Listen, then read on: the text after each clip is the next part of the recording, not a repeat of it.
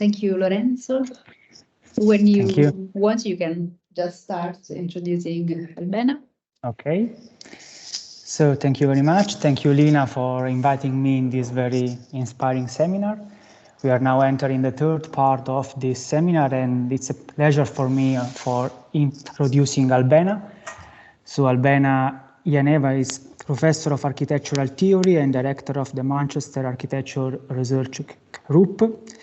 Her research is intrinsically... We cannot hear you. Your microphone is probably mute. Can you hear me now? No? Personally, I can hear you. Okay. Can you hear me? Ciao Albena. So right you now? Can hear me in Canada? Okay, and also in Pisa. Okay, thank you very much. So let's start again. We now enter in the third part of this very interesting seminar, and I'm very happy to introduce Albena Janeva, that is Professor of Architectural Theory and Director of the Manchester Architecture Research Group. Her research is very multidisciplinary and crosses the boundaries of science studies, cognitive anthropology, architectural theory, and political philosophy. She's author of several books, and I would like to mention only The Making of a Building, made by the OMA, and Ethnography of Design, and Crafting History, Archiving, and the Quest for Architectural Legacy. So thank you very much, Albena, and the floor is yours. Okay. Thank you very much for having me, Lena, and thank you, Lorenzo. Thank you, Joseph. And all the speakers in the first two sessions for the really interesting discussions.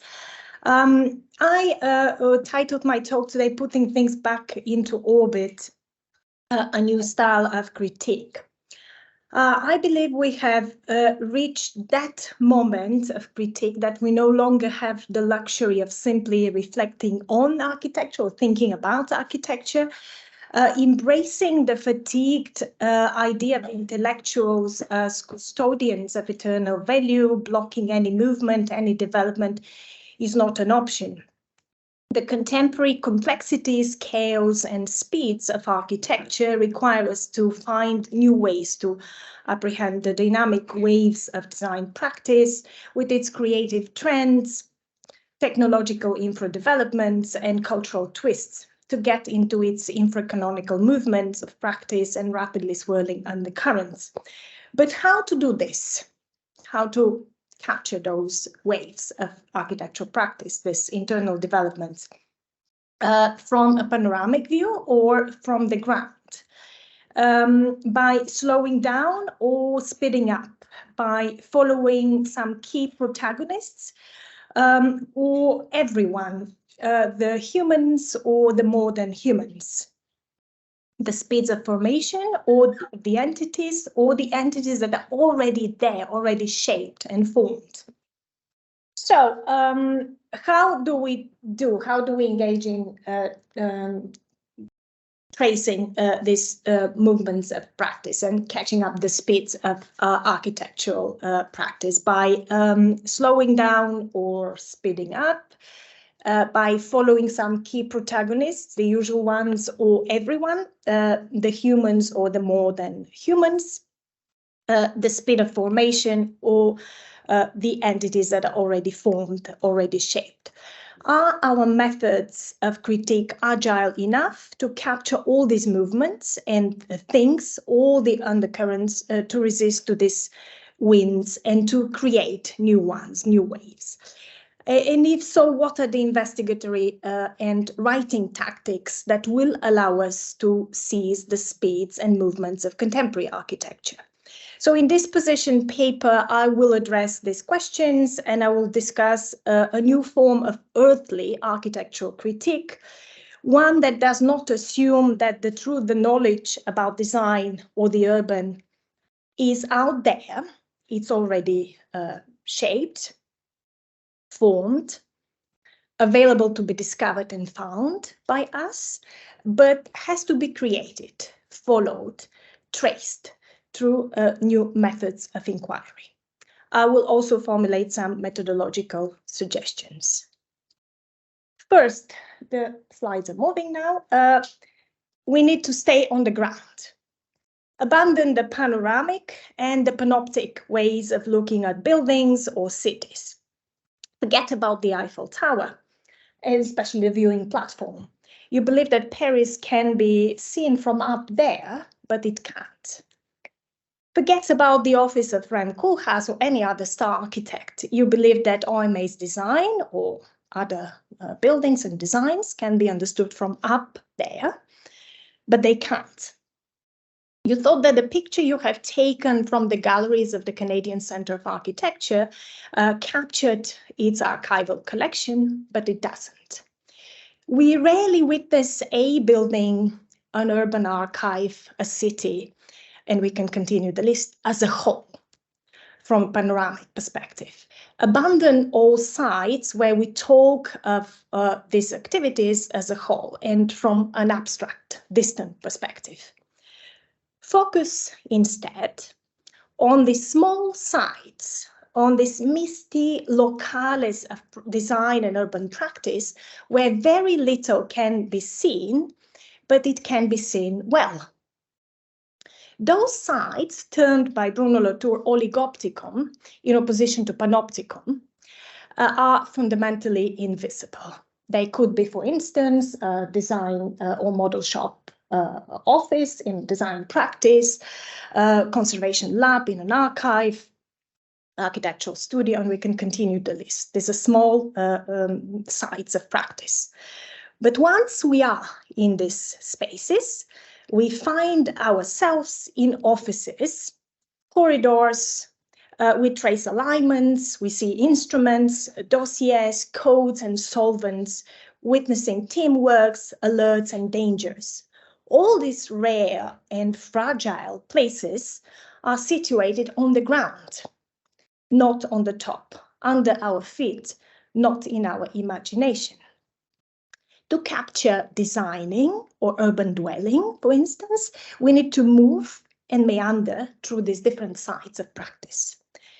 It is a pragmatic absurdity to believe that buildings or cities can be seen as totality, as objective frames, but they are to be traced and composed. So staying on the ground, we can observe and we can follow trajectories of traces, series of transformations, small and big, perceptible in distant, running at different paces of speed in front of us, with us. This leads us to generate realistic accounts of practice, to join their waves, the waves of practice. And let us visit now two different settings, two sites of practice, two oligopticon, and witness them through ethnographic observation. The first setting, the setting of design, or design as a noun, as a process, designing, takes us in the Office of Metropolitan Architecture in Rotterdam, where I spent some time following the work of architects at OMA from 2001, 2004, and then again later. Here in the oligopticon for OMA, one can capture the contingency of design process as key for understanding how buildings, cities, and environments come into being. To grasp the meaning of OMA buildings and Koolhaas's architecture, we need to forget the star architect. Sorry, it's running too quickly. So we need to forget all about Rem or his starness. And in the buildings, and we need to turn away from official interpretations also of his architecture and official interpretations in architectural theory. This means to circumvent traditional understandings of star authorship in the spirit of subjectivist interpretations or critical historicist interpretations. Instead, we could follow the models, the foam materials, the software, the tools mobilized by architects to design, but also the entangled networks of practice, the different collaborations with engineers, clients, professional model makers, interior designers, and we can continue the list. This would also mean accounting ethnographically for the ordinary forces and conditions of design experience, following not REM, but many young designers in the office and the paths their work have traced. We can track the way their actions spread and the way architects make sense of their world-building activities, their routines, mistakes, and workaday choices. Usually considered of lesser importance for the understanding of design. In so doing, we can arrive at a better understanding of OMS design by the means of a detour to design experience. The purpose is to avoid the passage through the vague notions of society, culture, imaginations, origin, value, and perhaps we can add commodity and class, which do not explain anything. Thus, from the incidental accounts of design as product, we shift the attention to design as practice, from buildings as static objects to buildings as uncertain and contested moving targets. This requires tracing ethnographically the complex socio-spatial coordinates of design venture. So design as a process, designing as a process, tracing it slowly through the daily work of people and things involved. The second setting takes us into the world of archiving, the world of archives. Here we talk about archiving as a process, again, archive as a verb. We try to understand the orbits of archiving. So archiving takes us into the Canadian Centre of Architecture, where I did a study, an observation between 2015 and 2018. So here in the oligopticon of the CCA, one can capture the mechanics of constructing architectural archives and the process of archiving, again as a process, as key for understanding the historical sources in architecture and how historical sources in architecture are established. We follow how mundane architectural objects become archival by scrutinizing the steps and the mechanics of production of archives in design practice. We also trace how architectural archives are assembled in practices. So, for instance, this is the practice of Alvaro Siza, which Linda knows well, and how decisions are taken at the level of the practice, then how this archive is assembled in the practices of architects, how it reflects also the social and heterogeneous nature of design process. We examine the situated and local practices of arranging, cataloging, numbering, and taking care of archival objects, preserving, repairing, maintaining, and how they all happen to produce larger structuring effects in architectural collections. To do this, we need to circumvent traditional understandings of star authorship, placing the architect or the key curator in the limelight of history with capital H, and we rather follow the myriad of actors, archivists, conservators, librarians, register people, museum technicians, but also instruments, microscopes, solvents, digital files, and we can continue the list. We trace all their actions, and we can tell a story about the mundane and practical course of archiving. Following archiving and its web of moves is a way to access the specificity of the current conditions of architecture making. Thus, from the incidental accounts of archives as source, we shift the attention to archives as practice, from collections as sites of enduring historical evidence to collections as sites of epistemological reshuffle. This approach requires tracing the work of all human and non-human participants in archiving and paying attention also to the various sides of knowledge in architecture, both knowledge production and care. In all these settings, we witness how architecture unfolds. So we are never on the left-hand side of this diagram. We are never facing a static architectural product, but rather architecture in the making. Staying on the ground helps us to inquire into the current conditions of life in the world we inhabit and to recognize all participants, all unsung heroes, the young designers, foam and foam cutters in the practice of a star architect, the conservator, technicians, or the solvents in an archive rather than just the curator or the star architect. So this realistic or earthly approach enables us to account all sorts of practical knowledge and practical work contributing to the making of knowledge in architecture. In all these cases, and we can of course list a number of other cases, we join the active and ongoing process of exploring, testing, repairing, and reappraising the architectural connections of design objects to the world. So knowledge is never produced and out there waiting for us to discover and find this knowledge, but it's constantly in the process of exploration and reappraisal. We join by joining this process, we also join the waves of practice, the orbits of designing and archiving. To fully understand designing, archiving, urban dwelling, and we can list a number of other processes, construction processes, and so on and so forth, we need to follow them slowly. No rush to explain.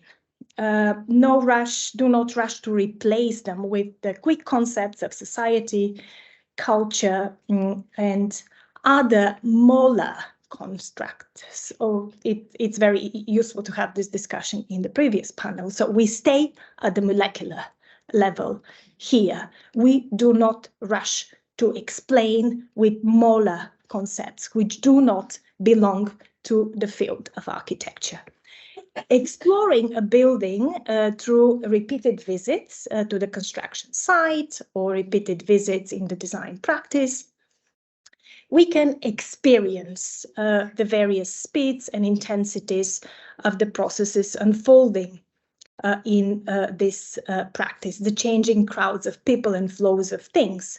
We can observe, document, interview, and trace different activities, movements, gestures. Follow, for instance, very slowly, the moves of the foam as Shiro, an architect from OMA, which you see on this slide, is using the foam cutter and trying to reach to that new shape of a building to be. Follow again very slowly the tentative gestures of the conservator Karen, performing a treatment of a molded drawing, placing it in a folder, adding a code on its way of becoming archival. Follow these gestures very slowly and through their presence and through the immediacy, you'll grasp the specificity of various architectural institutions. You'll gradually gain experience about architectural objects and processes in their own qualities and relations. It is this rich experience that will form the core of our interpretations. This is, I will argue, the only foundation for theory and for meaningful critique. That's why I was fascinated by the concept of witnessing in the previous discussions we had with Cynthia, because it's very close to this concept of experiencing, witnessing, trying to understand, interacting with the architectural object. Chase up all non-humans and try to understand the relations. Staying on the ground, following slowly, we also give speech to that which has no language, to the phone, the cutter, the spatula, the mold, the dust. All these non-humans are part of the story because they pass action. It is back to Shiro. It is through the sliding of action from designer to model, to foam, to drawing, to potential spaces and objects that designing happens as a process. There is neither simply a subject or an object, an architect and a model, an archivist and a molded drawing. Instead, what enacts the chain of action is the foam cutter that makes the architect bend and interact with the nebulous texture of versatile foam, or the fishy smell of a molded drawing making the spatula of the conservator perform a treatment of a drawing. Follow how these non-humans interact with the humans, follow them, how they move back and forth between different sites, and you'll witness how a design object or an archive become knowable, traceable, and how they work. To capture this, we also need new narrative techniques, new descriptive techniques. This should be techniques that can seize this dense contextuality of designing and archiving in flesh, as well as techniques that will allow us to capture the rhythms and the speeds. Techniques that can also help us to gain access to the unique, to trace and measure the pluriverse of life without replacing the specific with general and unveiling it in a critical fashion, critical theory fashion, unveiling what is behind architectural objects and processes. Situated within the heart of urban or design, urban life or design life, to capture their specificity can inspire us to invent a new syntax of architectural critique. A foreign language within the language. Here you can, of course, read Deleuze between the lines of this interpretation. So writing will therefore require us to embrace a liquid or a gaseous rhetoric, as Deleuze would say, capturing states of affairs, of practice that do not have fixed shape and size, capturing kinetic energy with lower densities, not solid states, not fixed states.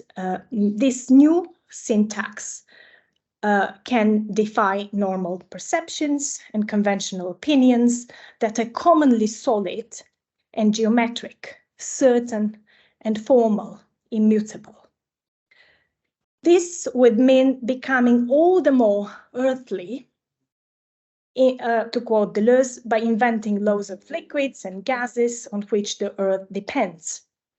In the spirit of this new syntax of architectural critique, writing will not mean putting words and phrases together, using ideas or reshuffling ideas, combining concepts, or explaining architecture with any concept that comes from the field of social sciences, or explaining architecture as a field of material practices with any concept that comes from the field of society, culture, economics, but would rather imply opening up the words and questioning their meaning, breaking things open. And here I use some visuals from the work of Tommaso Saraceno to illustrate what I mean. Rather than an imaginative process in our heads, writing will lead us to produce existence, real characters and bodies, not static and mute, but alive, uncertain, informal, moving as we speak. thus abandoning all solid states, all fixed or molar concepts, all abstractions, all panoramas, all grand attempts at pointing out to the timeless nature of architecture works, to enduring values, to origins, to external social, economic, political factors upon design, architectural critique will rely on careful tracing and gaseous syntax to generate critique from within. Instead of unraveling the origin of a creative effort, asking questions that refers to essences, causality or explanation, questions like what is it, questions the nature of things, essences, what caused this development, what factors led to this form of architecture. This new form of earthly critique should set a different type of questions. Questions like, how does this work? How does it engage in motion? In what cases? How and where and how? What are its modalities of action? How does it become traceable, knowable? Under what circumstances can it be seen, grasped, and composed? The how and where questions will contribute to putting things into new orbits. Gradually and slowly, with excitement and bewilderment, it is these questions that will get us taken up in the motion of a big wave, a column of rising air. Critique will begin to contribute to movement, to many movements, to new waves. Architectural critique also relies on interferences with other disciplines, on mutual dialogue, resonance, on dialogue, on mutual exchange with other fields such as philosophy, art, science, engineering, and we can continue the list. They have their separate melodic lines and parallel movements in constant interplay with one another. Yet, transfer of concepts from these fields will not lead us into a new direction. We rather need to follow the internal moves of architectural practice. We need to capture these internal dynamics of formation. We need to slow down, trace, turn around, give or take, and again capture these internal formations of the networks of practice, of the aggregates. Moreover, mediators are fundamental. Just as design invention is all about mediators, so is the art of architectural critique. Without them, nothing happens. They can be people, but also things, the new technologies that drive us, the novels that we read and inspire us, the artists who challenge us, but also publishers, journalists, our students, the academic institutions, the intellectual mentors, professional societies. I need my mediators to express myself, and they would never express themselves without me. Just as art, artistic or design creativity has nothing to do with that special talent in the head of one individual, so is architectural critique. And many art scholars, from Michael Baxkandel to Svetlana Alpers to Howard Beckert and Nicolas Bourriot, have argued this. Creative processes do not happen in individual imagination, but creativity is a mundane product of networks of cooperation, and so is architectural critique.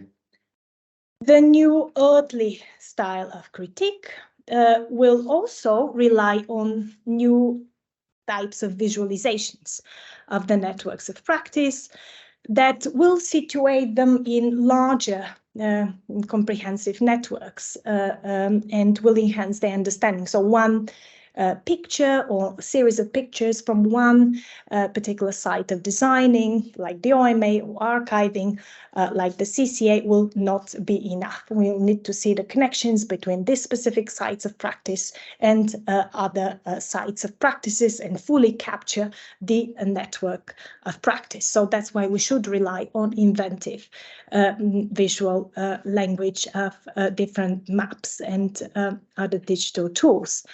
And finally, our critique should also make difference. But how?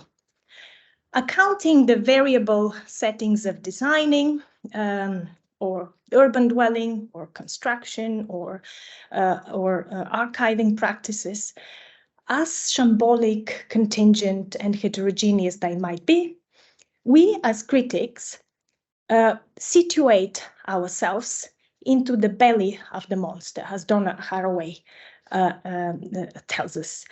The more we immerse into these worlds of design or urban dwelling or archiving, the more we understand and learn. The more specific our accounts and interpretations get, the more our ability to intrude in design worlds will increase. At a certain point, the accounts we produce as critics will start interfering in our objects of study, according to the angle we take or the actors we follow. They will become performative. That is how we intervene, and that is how we can make difference. A new task for architectural critic is to be put forth only by following the connections between architectural works and the conditions of their making and use, placing ourselves on the right-hand side of the diagram, trying to follow architecture in the making, urban dwelling in the making, construction in the making, and we can continue the list, trying to trace and unfold all the networks of practice, trying to trace connections between the works and the conditions of their making and use, tracing particular ways of acting, moves and groupings, following the winds and waves of practice, will be able to contribute to a better understanding of architecture. This new earthly style of critique will contribute to situating the relevance and the limits of knowledge practices related to design without engaging in critique with capital C, but rather in what we call, following Deleuze, immanent critique, critique immanente, critique situated within the very field of practice. This new style of critique is inherently political and will inspire all of us to investigate different practices, but also to instigate change without revolutions. Thank you. Thank you very much, Albena. Thank you very much. We had the occasion to discuss some of those topics last fall in Manchester, and it is so nice to continue this discussion. I am very curious about the integration between the study of the architectural firm and the study of the archive, because in the contemporary situation, a lot of architects started to organize their own archive as a living archive. So as a foundations, so archives that are organized as a cultural foundation, not only as a place in which store some documents. And I would like to ask you about the integration between the study of the organization of the architectural office and the study of the organization of this kind of living archive that is often used by the office as a design tool. So it is no more simply an archive, but it is often a design tool used by the office. So I would like to ask you how to make architectural criticism as a kind of an integration between the study of the archive and the study of the office? Thank you. Thank you, Lorenzo. That's a great question. As we see, more and more focus is placed on the archive. You can hear me? Yeah. More and more focus is placed on the archive, and we see this shift very clearly, especially around the 90s, with the arrival of the digital, when the paper archives had, in a way, prevailed in practice. As Alvaro Siza in an interview told me, there were mountains of paper, mountains of files, and I felt the need to start organizing this paper because the computer was there, and he was very reluctant to the computer at the start, which I think this was especially for his generation of architects, it was there was some kind of resistance at the start. But he was, for instance, one of the first architects who appointed an archivist and who started organizing an archive in his practice, just to give a specific example. And this link between the archive in the practice and the design process became very important. I have seen it in my observations of the practice of Siza, how important this dialogue between the ongoing projects on the second floor and the archival files on the ground floor is. So whenever the architects need a specific document, or they need to refer to a specific project that was made in the 60s or the 70s, they'll come and consult this archive. The archive becomes something like an extended technical memory of the practice that actually no one has. No one has that specific memory in one particular place, and this kind of distributed memory is extremely important for the practice, including the star architect. He will never have the kind of memory of specific projects, but will rely on the archive. So the connection between archiving and designing becomes more and more important. Although not all practices, we can see this happening in different way. In different practices, small scale practices and medium scale practices, they still talk about record management rather than organized archives, or they have never appointed, let's say, archivists or record managers, which is a new role that emerges in architectural practice around the 90s, along with the architectural writer as well, because I think this contributes also to the kind of type of critique that is being produced in architectural practices, and how we think about writing practices related to our design process. This is just to kind of take us back to the 90s, but what we see now, and especially in recent years, and I think you have done work on this aspect, is the kind of the movement of foundations. So we have seen star architects setting up foundations with Renzo Piano here in Italy, Norman Foster's foundation in Madrid, and Zaha Hadid's foundation, which was just appointed a research director literally a year ago, and they are also thinking about this connection between the archive in the practice design projects and the archive. And this foundation moment is quite new. I think that is something that we have experienced recently as well, which will enormously help us in terms of critique. And will in a way help us organize and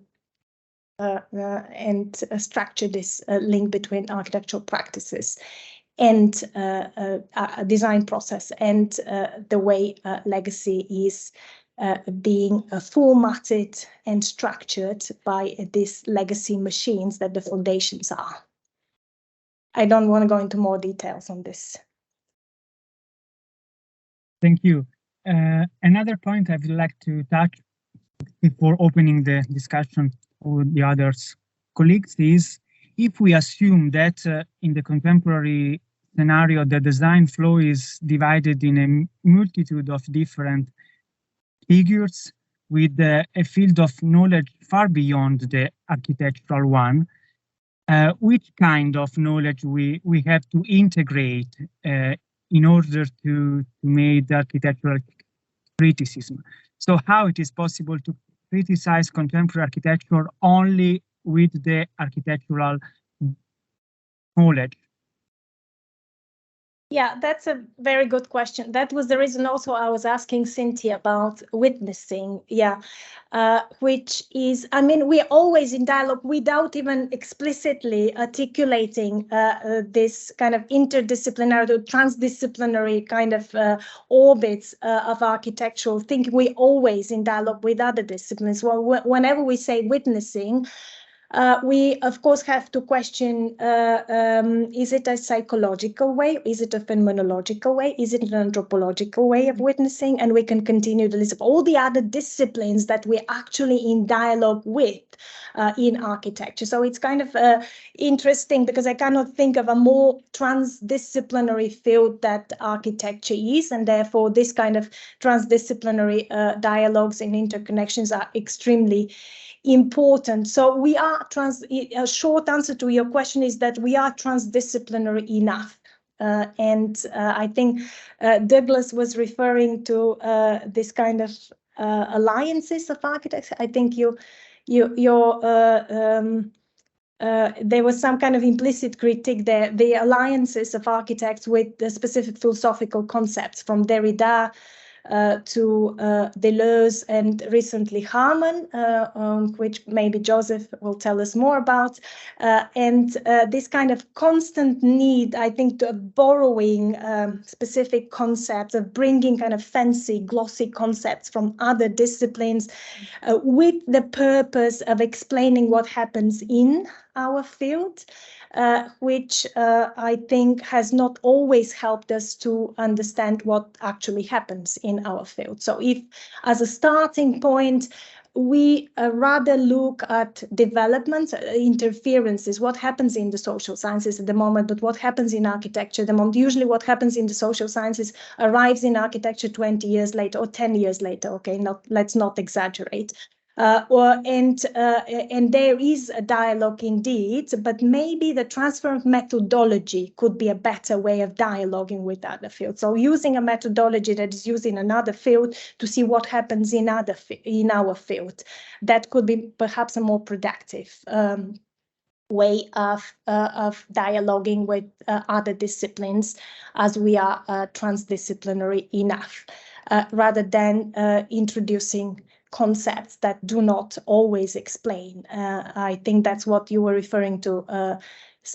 Doug was referring to this perhaps way of borrowing, like the fold, and then this kind of fashion that we had about the fold and interest, or the archival fever, the interest in Derrida, all these kind of fashions that we have in architecture, which we hope that because it's a concept that had an explanatory force in another field, we can just take it and it will miraculously explain us what happens in our field. But we have to question the nature of the concept, and when we transport concepts like this, we have to question the nature of the transportable kind of power of this concepts. And that's why I think we are on the safe ground if we talk about methodologies, techniques, tactics, even writing tactics that we can borrow from, let's say, writers, novelists,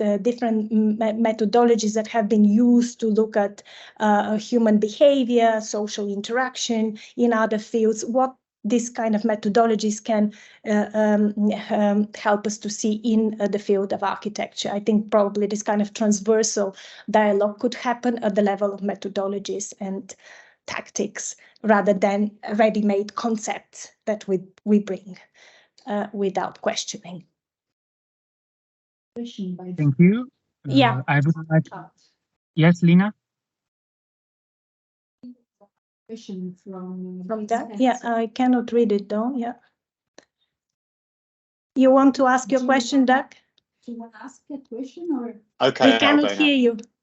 Can you hear me now? Yes. Yeah. Yes. Okay. Well, I should acknowledge we probably disagree about a lot. But So my concern is that in how you talk about critique, you have these references that we mustn't be molar and we mustn't make reference to large concepts. I mean, we're not going to agree on this, but I disagree with you.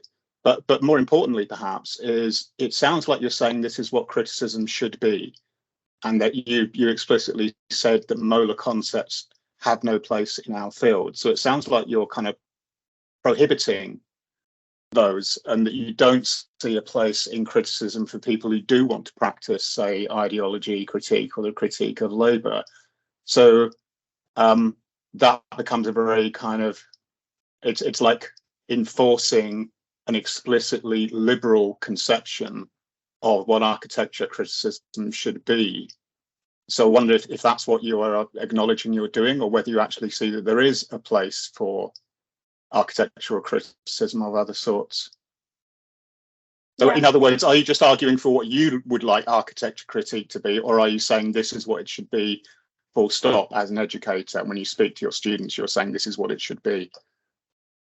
Yeah, thank you. Just to explain where I'm coming from, I was a social scientist in my previous life. Yeah, and that's the position from which I'm criticizing the way we borrow from social sciences, because I think even in the current climate, we had this discussion in previous sessions as well, talking about injustice or talking about the climate emergency, all this kind of big concepts of the day, which are extremely important to tackle. They are already being tackled in the field of social sciences in a very specific way.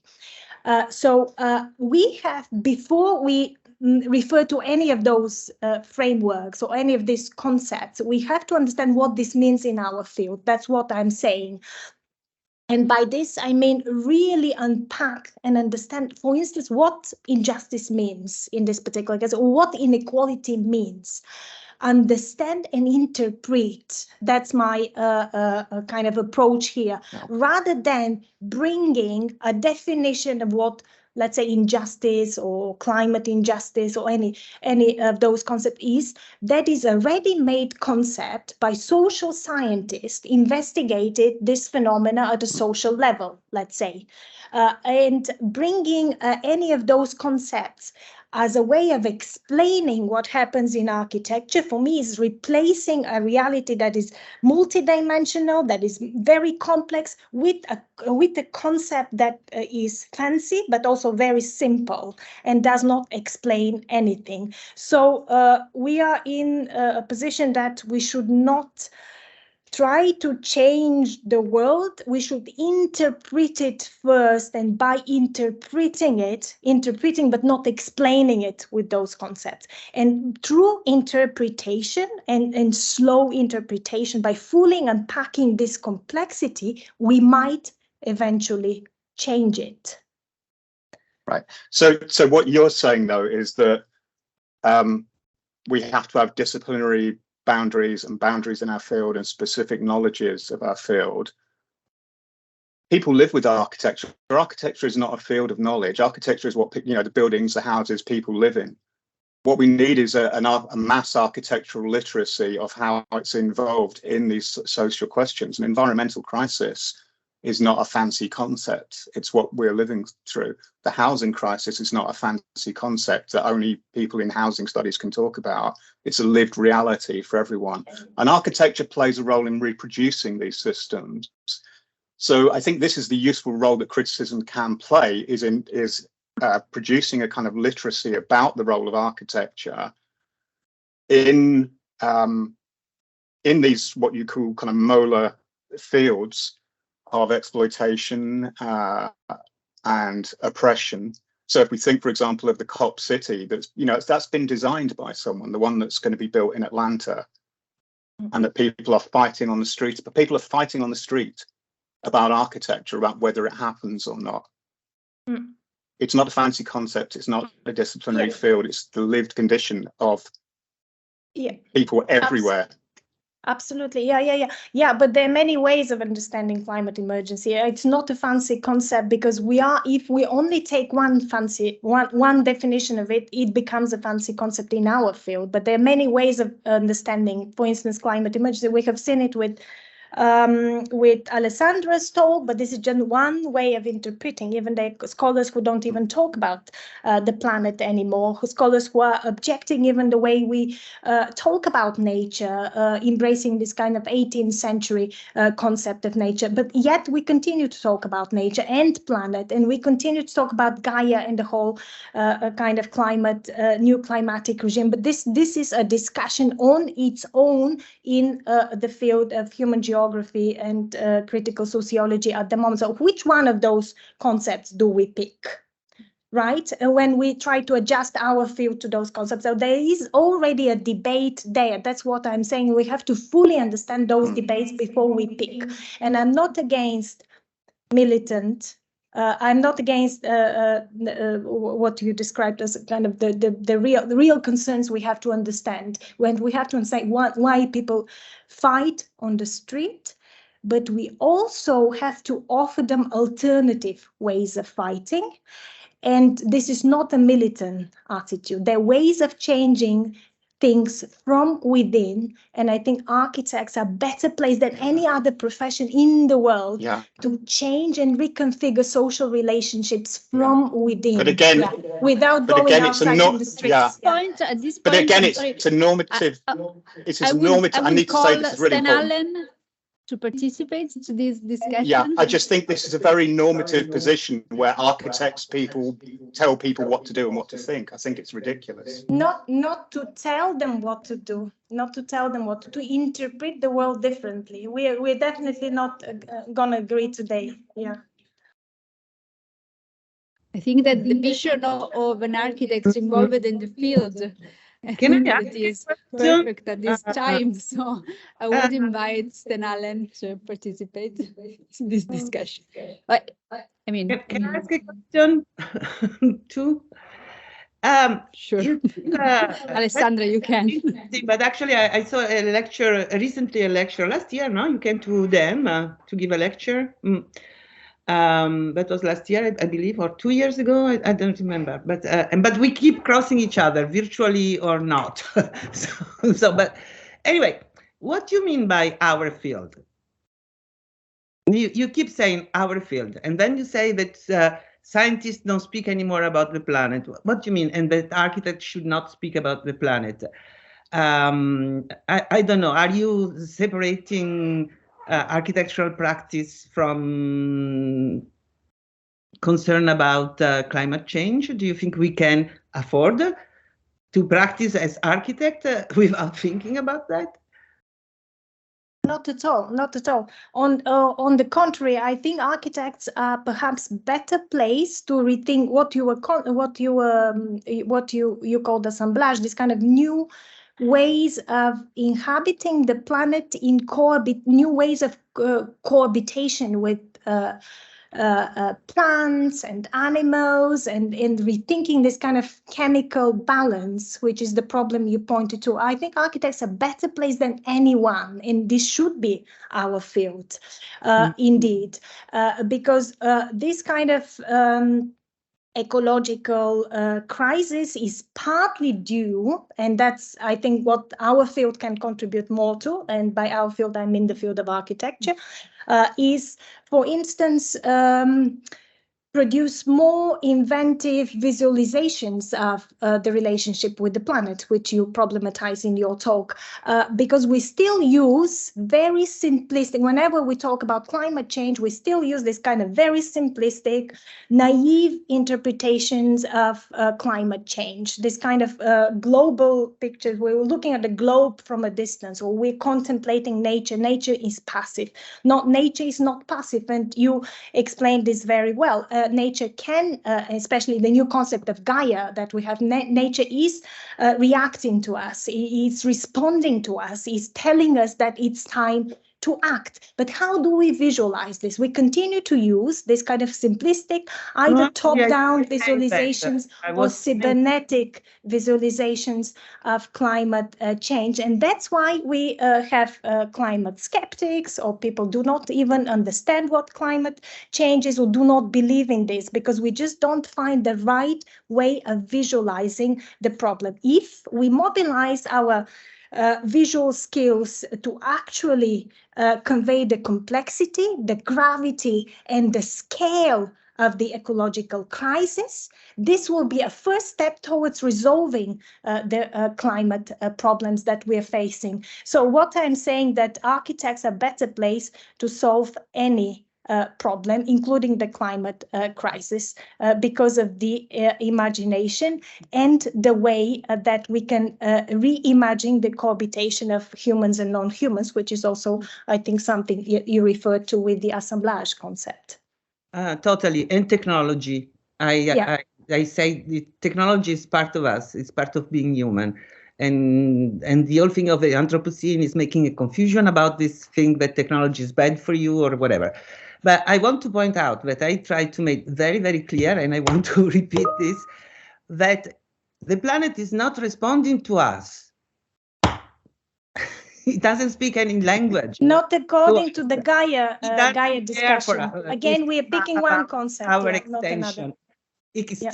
The planet, that is Gaia, and this personification is again misleading, because Gaia is, it's a personification, and it's not talking to us, and it's not telling to us we're bad. Okay, it's our preoccupation, but maybe we are provoking our own extinction. But we have to be clear about that, not continue with this strange thing about, the concept of nature that is good, or of a Gaia that is responding to us. No way. We have to be very, very aware that this is us. We are technological organism. It's part of us. This is what we are doing to a planet that has its own agenda. That's what I'm trying. That's a discussion on its own. Yeah.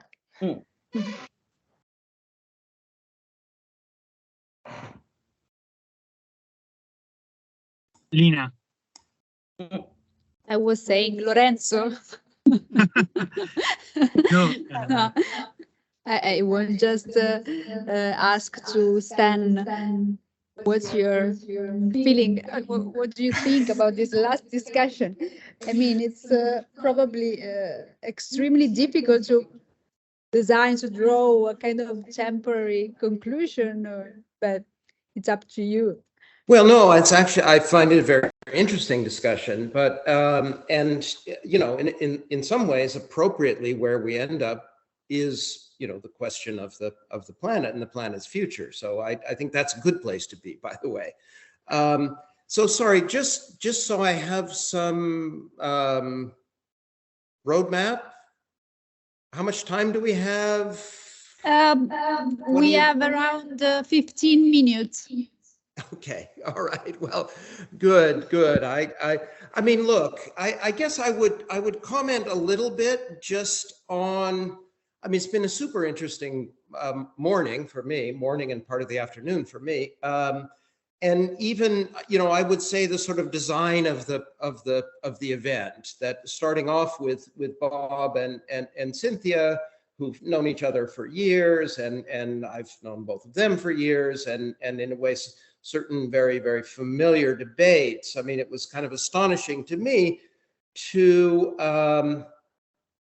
be reminded that the first issue of Log came out in the aftermath of September 11th, 2001, and the circus that was the architecture world's response to that event and the rebuilding. And by complete coincidence, I was walking around Ground Zero yesterday and thinking to myself how the architecture profession has failed miserably in dealing with one of the most fraught events of the 20th century in their response. I mean, it's, and we could go into that. I'd be happy to go into that much further. And I think some of the methodologies that Albina has laid out would probably be very, very useful there. I mean, the role of the media, you know, it's certainly, it's not a failure that would be easy to explain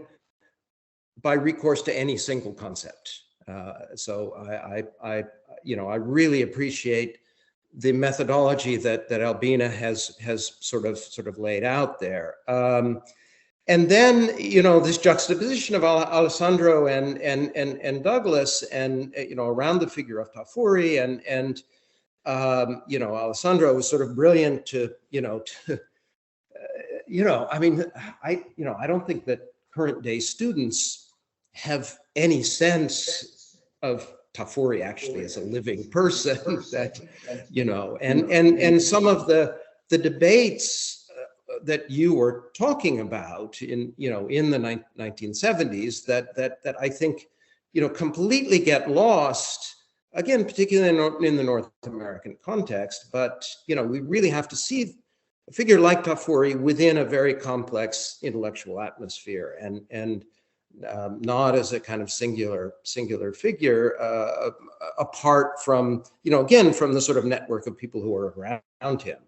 And you know, I mean, in a way, you mentioned yourself, his movement away from, you know, his skepticism about operative criticism that leads him to stop writing about 20th century avant-garde, stop writing about contemporary architecture, and move into the realm of history. And, you know, I mean, I think your own presentation sort of enacted that in some sense, right? It is a way of doing history that is driven by certain larger ideological and critical ideas, but it's done through very, very specific historical research. And of course, in turn, it has a kind of implication for these contemporary issues we're talking about today, such as climate change. That I mean, I agree completely that, you know, I mean, first of all, nobody's going to solve the climate crisis. Let's just be honest about that.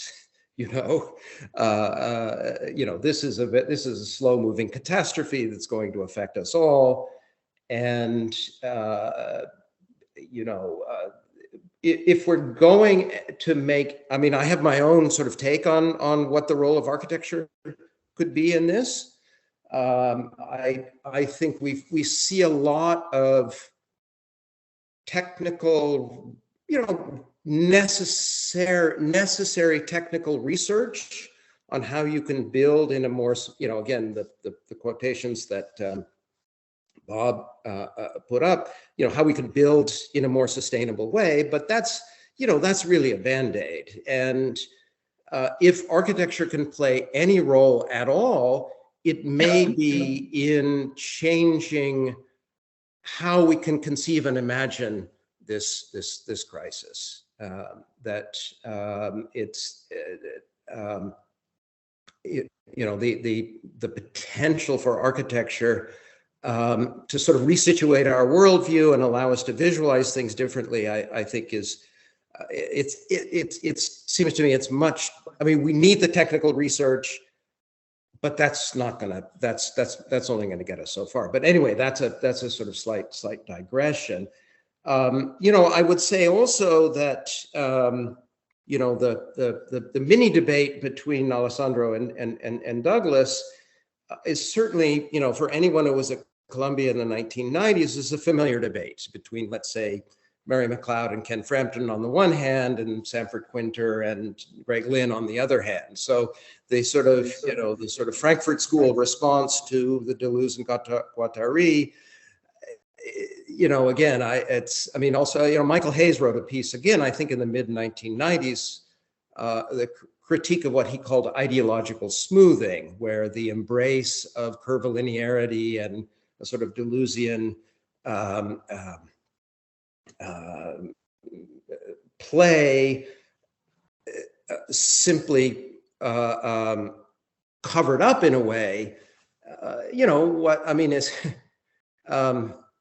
actually Alan Colquhoun, of all people, who Alessandro will remember very well. I remember sometime in the middle of the 1990s, in a review at Princeton before I taught at Princeton, at which time I was coming from the Columbia context, and there was a student project that had a certain degree of complexity and curvilinearity, and I was talking about the different forms of connection and the smoothing of exchange and connection in this project. And Alan, who in the way that only Alan could do, said, well, isn't that exactly what capitalism wants? And he's right. So again, I think that's an interesting it's by saying it's a familiar debate, I don't mean to say that it's not a worthwhile debate. And again, I think that's a debate which will continue. I guess my question for Douglas is whether we can really the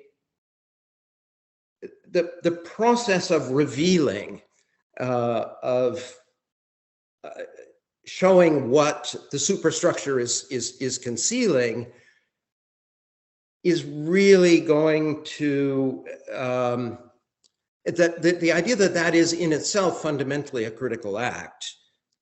Is that, can we really make that claim today? I mean, I think in that sense, I am sympathetic with Albina's call for different forms of doing criticism. I mean, it's interesting. We have evocation of power, we have the evocation of desire, and then the notion of interference. And what, to me, interference suggests is a certain amount of grit in the system that will maybe make it run a little less smoothly and a little less predictably, that we're not going to make a 180-degree turn, but we may be able to sort of shift the focus slightly. So, I mean, I guess I had a number of specific questions for Albina. Again, because in the course of whether intentional or not, I think it worked out very well that Albina's talk cast the certain earlier talks into a certain light. I mean, to a certain extent, for example, your call for a very close look at all the actors in the office, right? The non-human actors like the foam cutting machine and the young designers working in the office. I don't see how that doesn't dovetail with some of the things Douglas was talking about, these young architects and designers who are now pushing back against the labor conditions of the office. So I think, despite the fact of in the most recent debate, you two being sort of somewhat at odds, I think there are certain points of overlap there. And I guess my question for Albina is, first of all, if our topic is criticism and critical writing, could you and would you, as some future project, or you have students working on this, conduct the same kind of ethnographic unpacking of journals, of media, of online journals, in the same way? Would that seem to you to be a kind of productive project that would tell us something about the state of criticism?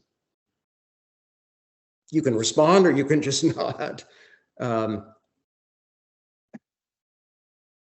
It was a question. Hi, do you want me to respond, Stan? Sure, why not? Yeah, okay. So just, I'll try and do it concisely. So the first thing is that, I take your point about there's, in a way, what's the use of keep revealing what the superstructure conceals? But that's not, I mean, I think it's a model I argue against because it's not actually useful. So I'm with you to that extent. So what I look at is what Marx says, as well as making this one time, made this reference to base and superstructure, and everyone thinks it's the key. It's not. Really, the key is something that kind of precedes, as I suggested, some of the work that people like Foucault and Deleuze and Guattari do much later, which is he says that commodity society or capitalist society doesn't just produce commodities, it produces the workers that produce those commodities. So there are two bases of production. One of them is about producing subjects and the other is about producing objects, and they presuppose one another. And so this links to the second part of my response is, so if there's anything that overlaps with what Albano is saying, he said, yes, I would like to follow closely what is going on in the architectural office, but I would also include, and I am doing this as a project with Future Architects Front, what projects are architects working on? How much does, say, an apartment in one of those projects cost to live in or rent? What rent are the architects themselves paying? How much are they being paid for their labor? And then you can track and trace the circulation of value, which I guess is a Moeller concept, but this is something I think is like nothing happens without producing value in our world. So I do agree in kind of following and tracing and not just revealing something that's otherwise hidden. And actually my point, like against Jameson, Mike Davis obviously does this, is that actually what's being called the base or the mode of production is not at all mysterious. You just have to ask the right questions. You can easily go and ask or find out how much a project cost or how it was situated in an urban planning vision of regenerating or a certain urban area. So I don't even think it's hidden. It's just about what we attend to. So I do agree with that we should attend to a broad spectrum of things that go on in architecture. And I would say that yes, we can look at materials, but if we only look at materials, then we miss out on the real but abstract elements of capital, which is about the circulation of value. Yeah. So no one ever gets employed without the circulation of value and the realization of value. Nothing ever gets built without that. No one gets to work without being part of that system. If we trace that, I think we can end up with some really interesting revelations about architecture. I don't think it's the only thing that architectural criticism should be about, but I think there should be a place for it.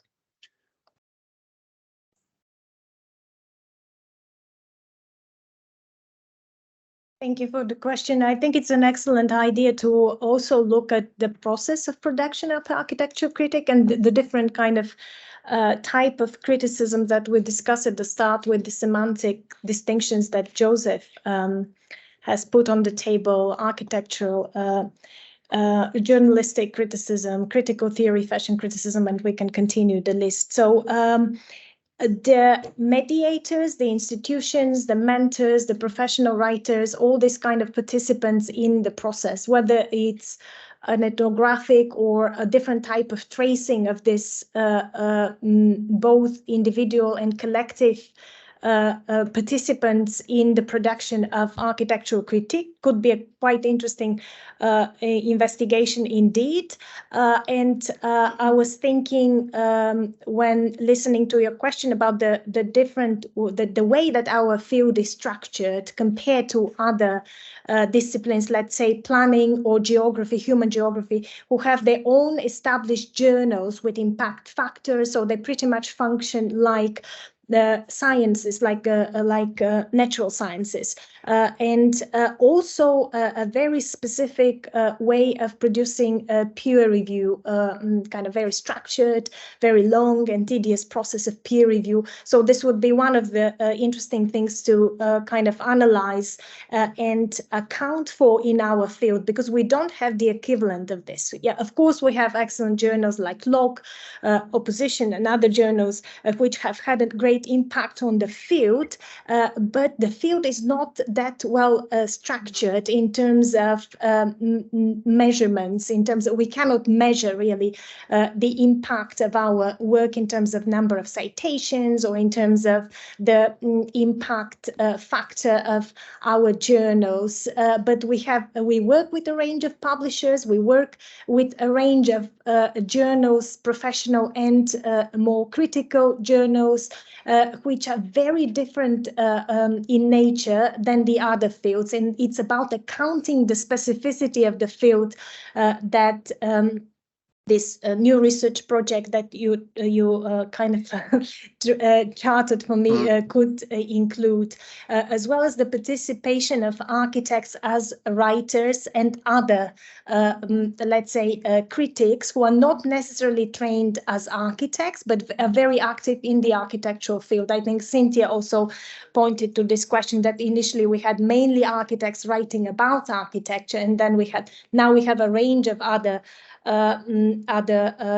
of type of writers interested in architecture and producing critical writing on architecture and working within the field. So it would be quite interesting to understand who are the writers, what is their disciplinary perspective, what is the position they are taking in this, and what are really the what is the entire network of practice that produces a very specific type of critique in the field, very different from the other fields, which will, I think, contribute to a better understanding of the way we articulate and even reflect on the different semantics of critique today.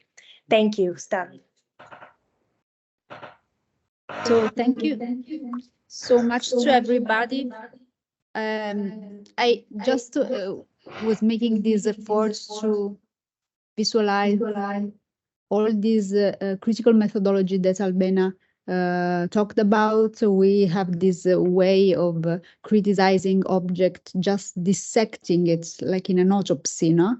It's probably the work of some historians did in the past. And then Albena described this transdisciplinary approach methodology, so something mostly based on the analysis of the background, so the process of archiving. I probably disagree about this vision, this critique. I mean, you talk about the necessity to go over this static vision of the object. I mean, the critique on this of the static vision of the object. I think that as an architect, and in this, I want to ask also to Stan, I think that it is still important to look at the object as a static object, because you can understand only its purity and probably all its quality, all its compositional qualities. So when we make different categories of all different kind of critiques, probably this kind of critique should not be undervalued. Yeah. You mean we have to start with the static and then make the movement? No, I think that we just need to consider all this kind of critique on the same level, and sometimes probably we can also. Yes, of course, compare this kind of criticism, but also we can make strengthen our positions, just making clear what are our mediators. You talk about your mediators, but probably we need to strengthen and to focus attention on which are our mediators. I think this is a very interesting point. No, that's sure, that's true. And yeah, thank you. Yeah, well, we inevitably have the static in different moments of our investigation, or probably either we start with the static or we have the static at a certain moment. And then the whole question is how it becomes active. Yeah. And here again, we have two types of movements, and Alessandra, maybe you'll join me in explaining this distinction, because it's very much present in Deleuze's work. These two types of movements that he talks about, the movement of the person who runs. So you always need the start, the starting point or the trigger, and you are on the move. And then other types of sports like surfing, where you just join the waves, which is also a metaphor I used in my talk. So what kind of, when the static becomes an object in the move, in what kind of modality of movement are we? Are we the person running from a starting point to a finish line? Then we inevitably ask the question of what triggered the start, yeah? And then in the other case, we join a flow of movement or a kind of wind or a wave, and then we are part of this process, but we never question the origin, we never question the starting point or the trigger of design process. So this distinction is quite important for me, and from where I stand, for me, it's more important to understand this kind of waves of practice, the networks of practice, and how they unfold, rather than the start and the final, the beginning, or the kind of the end process. Yeah, it's like, I mean, I had this kind of observation, because it's when you observe things from on a closer view, so you sometimes you also need to take a distance from the object in order to evaluate it. Yeah, but it's not a backstage. Yeah, just wanted to kind of point out to this, because you were saying in your blurb. So it's not about looking at the final product of design, or contemplating a building or any kind of urban product and trying to understand its iconography in the static form, and then moving in the backstage to understand how it was produced. No, it's really being part of this movement of the process of design, or the kind of process of dwelling in a building. So how do we understand this building? This building, we have interacted with it the whole day, so we're part of this kind of this complex social interaction with the building is what will give us an idea about what dwelling is, or what this building this is true, can and do to us. It was what Bruno Zevi for many years he theorized together with Portoghese. You can understand architecture when you move into architecture, when you look at the building from inside, just moving up. But I think that there's also another view that is like, take a distance, look from, it's like the vision of the archaeologist and the vision of the architect. I think that they are pretty different just in this way of looking. So I think that there are different methodologies, but probably they are on the same level. So I think it's right. There is no one that is better than another one. We have different vision, and I just think that we need to strengthen our methods, but the methods, according to which method we choose, will produce a particular type of argument. Yeah, according to who we decide to follow, where and how, and what kind of actions we decide to describe, the people protesting in the street, or those trying to fabricate and rethink social relationships in many other places of practice. So depending on who we follow and how we follow and trace these networks of practice, we end up producing a different argument. So the choice of methodology is not random. It already positions us in the field. Yeah. Right. I mean, also, San, I think you are muted. An interesting discussion. I'm not actually muted. No, it's fine. Oh, you're hearing me now. You're hearing me now. No? Yes. Or not? Yeah. Okay. Yeah. I mean, again, just I mean, even a building as a static entity in the world is never actually static.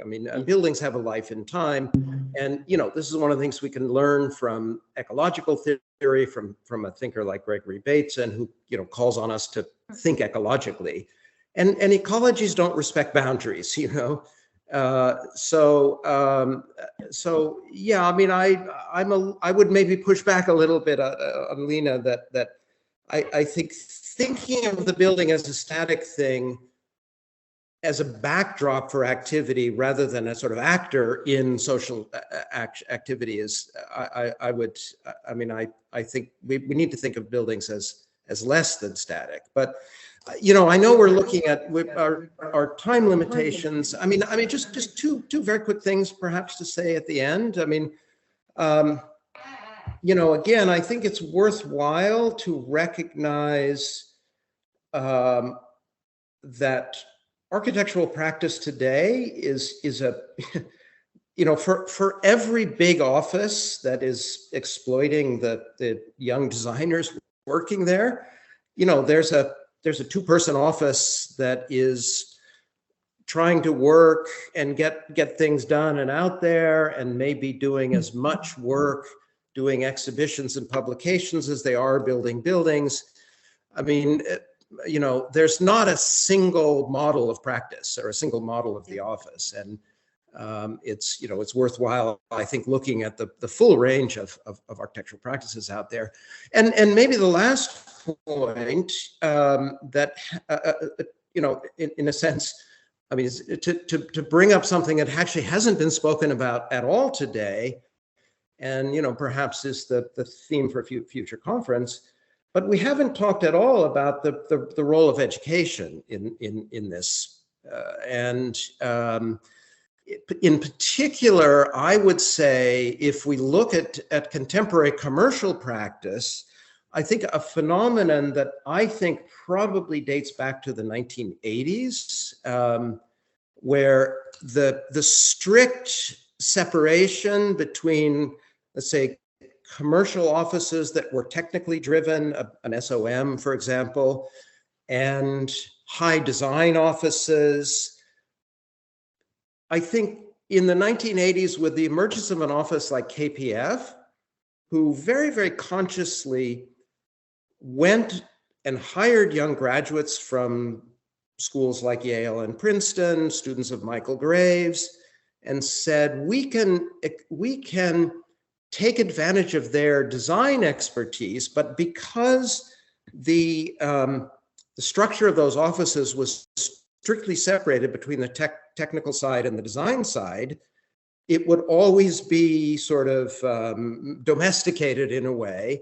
And KPF said, look, our corporate clients, they may want to see themselves represented to the world as aligned with, you know, the sort of deep history of Western architecture. And I think that process has only multiplied in the past 30 years, that the degree to which commercial architectural practices almost, you know, sort of turned the academy into a kind of research arm. So, the way in which success in practice today can come as much out of cultural capital, out of media exposure, biennials, big prizes, as it comes out of technical expertise. So, you know, what you do about that, I don't know, but I think this is a sort of major shift that you know, that we also have to deal with today. But as I said, that's, you know, not to try and close the discussion by opening a completely different topic of discussion, but only to say that, you know, there's so much has been put on the table today, and, you know, that's really what you want a conference to do, right? You want a conference to trigger you know, new paths of research, new paths of discussion. So, and I think that's been done very effectively today. Yeah. Unfortunately, we have to close, but I really want to thank you all, and in particular, Sten Allen. I'm really happy to see you in your office, and I really look forward to see you here in Pisa and then in Rome. So it was a real pleasure to see you all, and maybe we can propose to Albina to study our practices at this point. I have a new project. Yeah. Okay. Thank you very much. Bye bye to all. Thank you, everyone. Thank you.